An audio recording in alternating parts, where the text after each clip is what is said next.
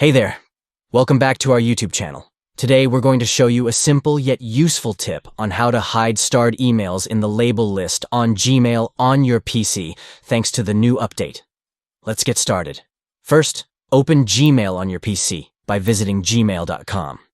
Then, look at the top bar where you'll see a gear icon. Click on that gear icon. Now, in the drop-down menu, click on See All Settings. This will open up the settings page for your Gmail account. Next, navigate to the Labels section on the settings page.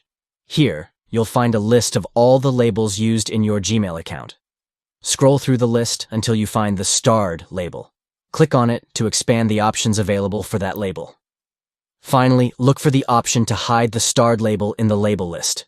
Click on it to hide the label from the list. And there you have it.